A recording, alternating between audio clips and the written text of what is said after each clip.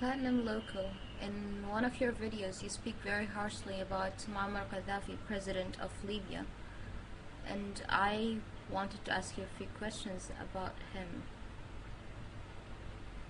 First of all, why do you dislike him so much?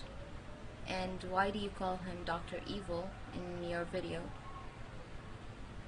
And what is the connection between him and the Illuminati? And the last question is, do you think he will step down? And if he does step down, do you think it's going to be as bad as what happened in Iraq? Thank you. Okay, to answer your question, my beef with Gaddafi is that he lets his people suffer. He arms his supporters, tells them to fire on the opposition. And that was my beef with Mubarak, except for he does it worse. He has secret executions of Nigerians with unfair trial. The guys were on death row. They really had to dig it up to figure out what was going on. And because they were covering it up, and they were not getting fair trials, and they're shipping them off, 14 of them shipping them off to be executed. The reason why I call him Dr. Evil is because he does evil things. He has an evil look in his eye, evil way about him, an evil aura, an evil energy. His son Hannibal beat up his wife, who used to be, 4 years before she was even his wife, he beat her up and she called the cops on him. And later she marries him. He beats her up again, she calls the cops on him again. And later on together they beat up some staff. And he drives drunk with his Porsche, and he's very violent, just like father, just like son, complete with mini-me and all. It came out that the ex-prime minister, Mustafa Abdel-Jalil, I believe, he told the Swedish paper that Gaddafi ordered the Lockerbie bombings and that he has proof. And Gaddafi, obviously, he let the two of the plotters seek refuge. And they had blown up Pan Am Flight 103 over the Scottish town of Lockerbie in December 21, 1988. Mostly Americans died. So this is why I call him a terrorist. This is why I call him Dr. Evil.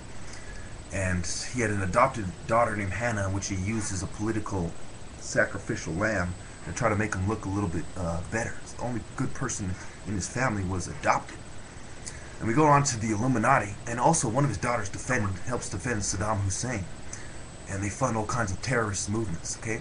And that goes on to your next question about the Illuminati. Okay, he owns 7.5% in the Italian bank Unicredit, which is Italy's largest bank. He amassed a $60 billion fortune, him and his family. They funded the Black September movement. He had a public ceremony in Benghazi where, in front of 200 kings, he said, "I am the king of kings, kings from all over Africa." And he says he is the king of kings. At the Arab League summit, he does it again. He funded the IRA, the Spanish Basque Separatist movement, the ETA.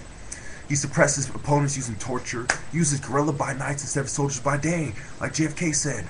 He has the Amazonian Guard, a bunch of crazy female women. This is secret society ideology. In the Lockerbie trial, a double agent exposed him as being a Freemason. He works with Blair and Shell. Remember Shell, the rising sun? It's really a rising sun, not a shell.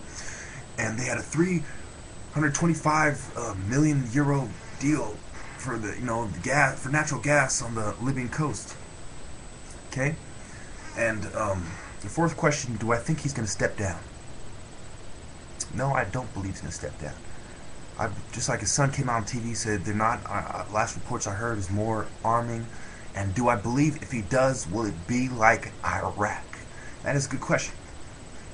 I don't see it turning into another Iraq, no.